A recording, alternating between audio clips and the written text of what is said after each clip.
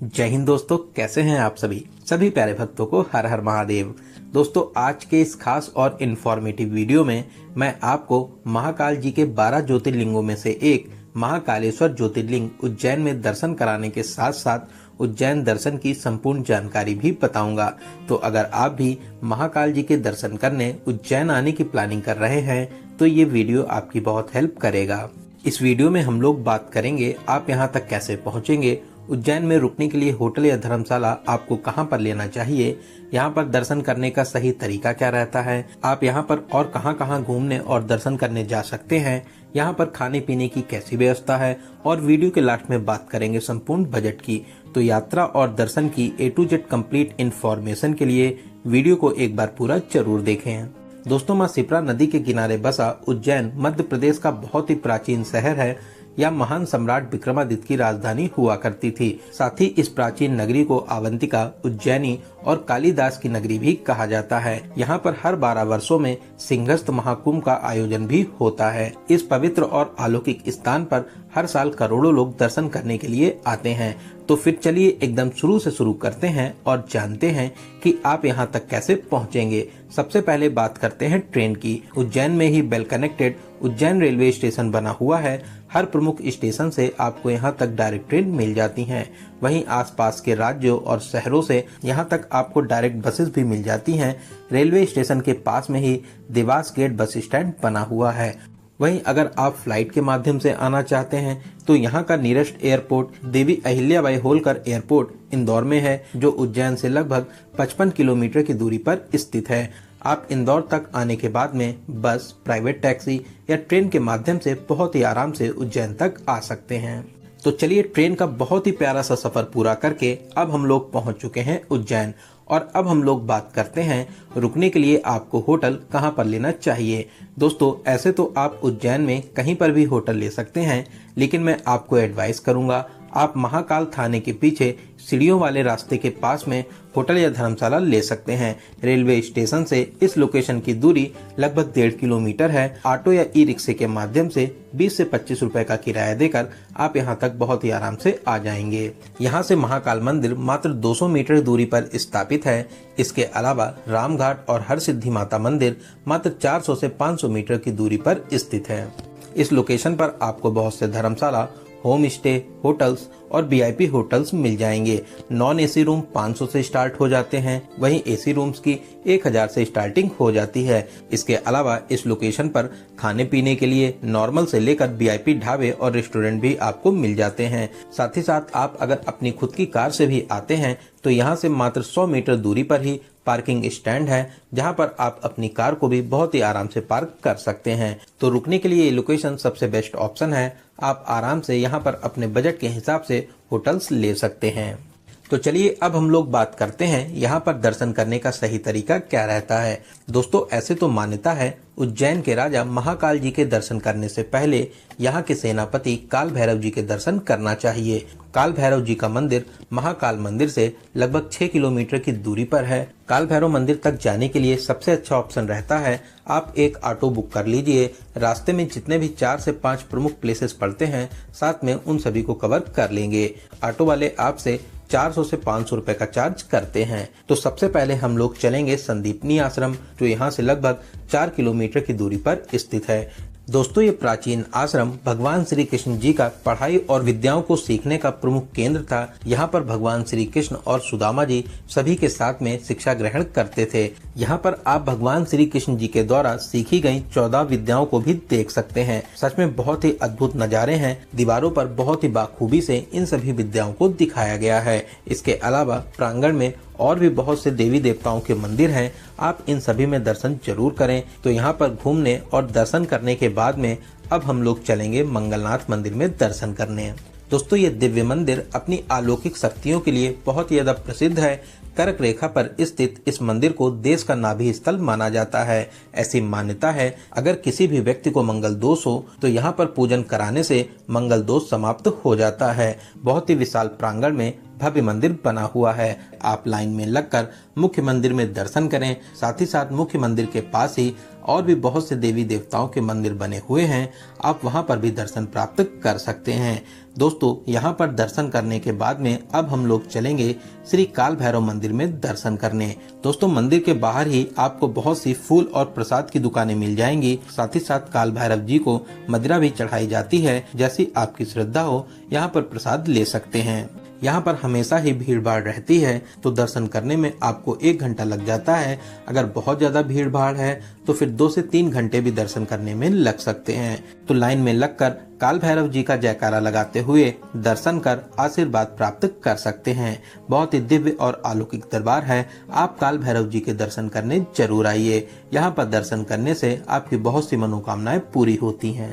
तो यहाँ पर दर्शन करने के बाद में अब हम लोग चलेंगे माँ गढ़कालिका मंदिर में दर्शन करने। दोस्तों माता रानी का ये अलौकिक दरबार 51 शक्ति पीठों में से एक शक्ति पीठ है। यहाँ पर दर्शन करने के विशेष महात्म माने जाते हैं। आप मंदिर में प्रवेश कर माता रानी जी के अद्भुत रूप के दर्शन प्राप्त कर सकते हैं। बहुत ही भव्य और दिव्य शैली में प्यारा सा मंदिर बना हुआ है। दोस्तों बहुत ही अलौकिक दरबार है। आप अपनी लिस्ट में इस प्यारे से मंदिर को जरूर शामिल करें। दोस्तों गढ़कालिका मंदिर के पास में ही स्थिर मन श्री गणेश जी का मंदिर भी स्थापित है। आप यहाँ पर भी दर्शन कर सकते हैं। बहुत ही प्यारा मंदिर है। आप यहाँ पर दर्शन करने जरूर आइए।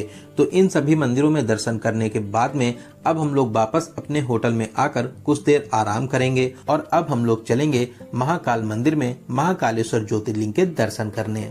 दोस्तों सीढ़ियों वाले रास्ते से ऊपर आकर महाकाल थाने को पार करते हुए मात्र 100 मीटर दूरी को पूरा करके अब हम लोग आ जाएंगे बड़ा गणेश जी मंदिर के पास में। तो सबसे पहले हम लोग बड़ा गणेश जी मंदिर में प्रवेश कर गणेश जी के अद्भुत रूप के दर्शन करेंगे।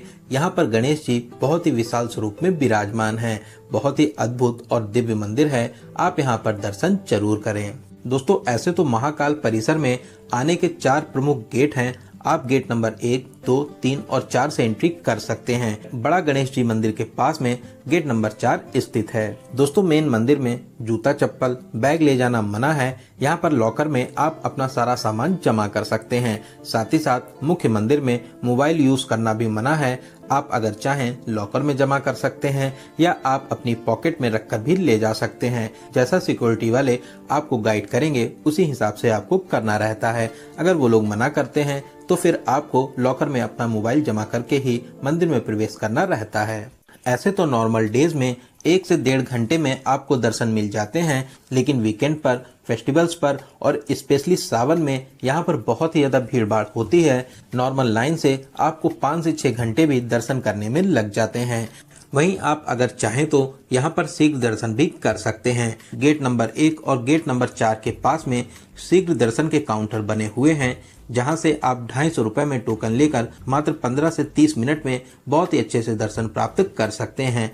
वहीं आप अगर गर्भगृह में जाकर महाकाल जी के बहुत ही पास से दर्शन करना चाहते हैं तो आपको 750 रुपए और 1500 रुपए का टोकन लेना रहता है। जेंट्स यहाँ पर गमछा धोती और लेडीज साड़ी पहनकर ही गर्भगृह में प्रवेश कर सकते हैं। इसी टोकन में आपको गमछा धोती और साड़ी मिल जाता है। गर्भगृह में दर्शन की टाइमिंग की बात करें तो सुबह 6 बजे से दोपहर के 12:30 बजे तक ही गर्भगृह में जाकर आप दर्शन प्राप्त कर सकते हैं। तो लाइन में लगकर अब हम लोग मंदिर में प्रवेश करेंगे।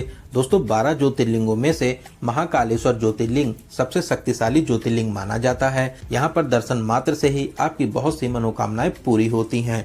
तो हम लोग महाकाल जी के बहुत ही अद्भुत रूप के दर्शन कर आशीर्वाद प्राप्त करेंगे। आप बहुत ही किस्मत वाले हैं जो बाबा के दरबार में दर्शन करने आए हैं। दोस्तों कमेंट बॉक्स में हर हर महादेव जरूर लिखें। तो महाकाल जी के दर्शन करने के बाद में अब हम लोग बाहर मंदिर परिसर में आ जाएंगे। पूरे परिसर में बहुत से देवी देवताओं के मंदिर स्थापित हैं। आप यहाँ पर सभी देवी देवताओं के दर्शन जरूर करें।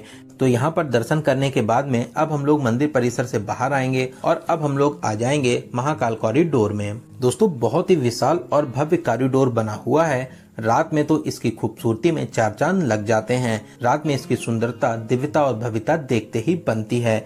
यहाँ पर शिव जी की अद्भुत लीलाओं की प्रतिमा स्थापित हैं जो आपका मन मोहित कर लेंगी। बहुत ही प्यारा और शानदार कॉरिडोर बना हुआ है। पूरे कॉरिडोर को घूमने में आपको 1.5 से 2 घंटे लग जाते हैं। कॉरिडोर में बैठने के लिए जगह जगह हट्स बनी हुई हैं। साथ ही साथ पीने के लिए ठंडे आरओ पानी की बहुत ही अच्छी व्यवस्था की गई है। इसके अलावा सीनियर सिटीजन और दिव्यांग जनों के लिए यहाँ पर ई व्हीकल की भी व्यवस्था की गई है। एंट्री गेट से मंदिर के पास तक आप ई व्हीकल के माध्यम से फ्री में आ सकते हैं। वहीं आप अगर यहाँ पर व्हील चेयर लेना चाहते हैं तो फ्री ऑफ कॉस्ट में आपको व्हील चेयर भी मिल जाएंगी। आप व्हील चेयर के माध्यम से महाकाल जी के दर्शन प्राप्त कर सकते हैं। मंदिर में टाइमिंग की बात करें तो सुबह 6 बजे से रात 10 बजे तक आप दर्शन प्राप्त कर सकते हैं।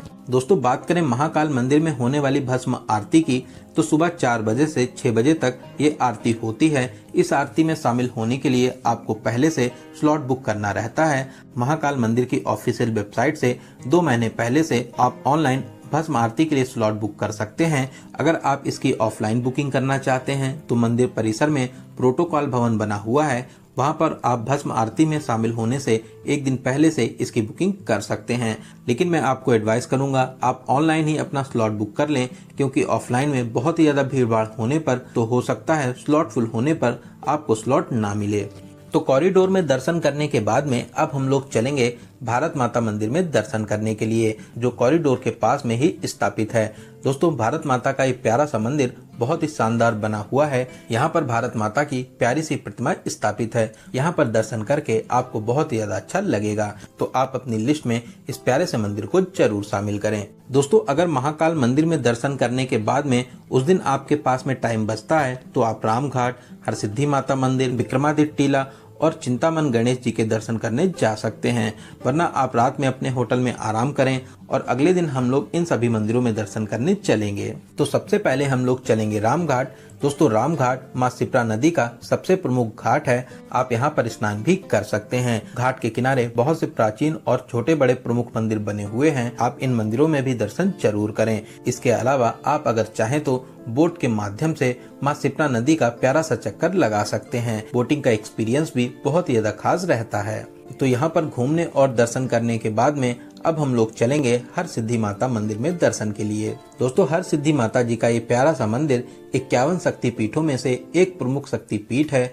माता रानी का ये दिव्य मंदिर अपनी विशेष मान्यताओं के लिए बहुत ही ज्यादा प्रसिद्ध है। आप लाइन में लगकर मंदिर में प्रवेश कर माता रानी जी के बहुत ही अद्भुत रूप के दर्शन प्राप्त कर सकते हैं। माता रानी आपकी मनोकामनाओं को जरूर पूरा करेंगी। दोस्तों मंदिर परिसर में महादेव जी और गणेश जी के भी मंदिर स्थापित हैं। आप यहाँ पर भी दर्शन प्राप्त कर सकते हैं। तो यहाँ पर दर्शन करने के बाद में अब हम लोग चलेंगे विक्रमादित्य टीला, जो महाकाल कॉरिडोर गेट नंबर 4 के पास में स्थित है। ये प्यारा सा टीला महान सम्राट विक्रमादित्य जी को समर्पित है।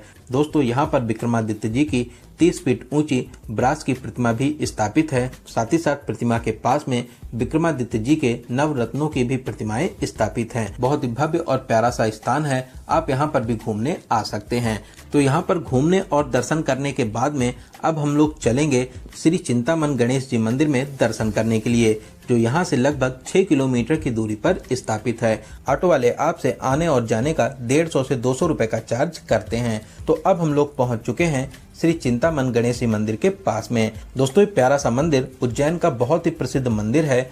मैक्सिमम लोग यहाँ पर दर्शन करने जरूर आते हैं। आप मंदिर में प्रवेश कर लाइन में लगकर गणेश जी के दर्शन प्राप्त कर सकते हैं। दोस्तों यहाँ पर गणेश जी चिंतामन, इक्षामन और सिद्धि विनायक के रूप में एक ही प्रतिमा में 3 रूप में विराजमान हैं। दोस्तों बहुत ही अद्भुत और प्यारा सा स्थान है। यहाँ पर बहुत से मांगलिक कार्य भी होते हैं। तो आप अपनी लिस्ट में इस प्यारे से मंदिर को जरूर शामिल करें। यहाँ पर दर्शन करके आपको बहुत ही ज्यादा अच्छा लगेगा। तो इन सभी प्रमुख स्थानों पर दर्शन करने के बाद में आप अपने घर के लिए या फिर ओमकारेश्वर जी के लिए भी जा सकते हैं। आने वाले दिनों में आपको ओमकारेश्वर जी के दर्शन और यात्रा का संपूर्ण जानकारी वाला वीडियो भी मिल जाएगा। तो आप उज्जैन में महाकाल जी के दर्शन करने के बाद में ओमकारेश्वर ज्योतिर्लिंग के भी दर्शन करने जा सकते हैं। तो चलिए अब हम लोग बात करते हैं आपको उज्जैन का कितने दिनों का प्लान करना चाहिए। दोस्तों आप 2 डेज 1 नाइट या 3 डेज 2 नाइट में बहुत ही अच्छे तरीके से उज्जैन को कवर कर लेंगे। तो चलिए अब हम लोग बात करते हैं सबसे जरूरी क्वेश्चन बजट की। कितने बजट में आप इस प्यारी सी यात्रा को कवर कर लेंगे। तो आप मान के चलिए कि 2500 से 3000 पर पर्सन प्लस ट्रेन टिकट, इतने बजट में आप बहुत ही अच्छे तरीके से इस यात्रा को पूरा कर लेंगे। वहीं अगर आपके पास में बजट की कोई भी प्रॉब्लम नहीं है तो आप अपनी कार के माध्यम से आ सकते हैं। यहाँ पर बहुत ही VIP होटल ले सकते हैं। फिर जैसा आपका बजट हो उस हिसाब से इस पावन यात्रा को पूरा कर सकते हैं। तो दोस्तों यहाँ पर मैंने आपको उज्जैन दर्शन और यात्रा की हर एक छोटी बड़ी जानकारी को बहुत ही अच्छे और सही तरीके से देने की पूरी कोशिश की है। अगर फिर भी आपके कोई क्वेश्चन रह जाते हैं तो आप हमें कमेंट के माध्यम से पूछ सकते हैं। दोस्तों आपको ये वीडियो कैसा लगा और आप इस वीडियो को कहां से देख रहे हैं कमेंट बॉक्स में जरूर बताइएगा। अगर आपको ये वीडियो अच्छा लगा हो तो अपने एक लाइक से हमें मोटिवेट जरूर करें। साथ ही साथ आप अपने सभी फ्रेंड्स और रिलेटिव में जरूर से जरूर शेयर करें। वहीं दोस्तों अगर आप हमारे परिवार यात्रा मित्र में नहीं जुड़े हैं तो प्लीज चैनल को सब्सक्राइब कर हमसे जुड़ जाइए।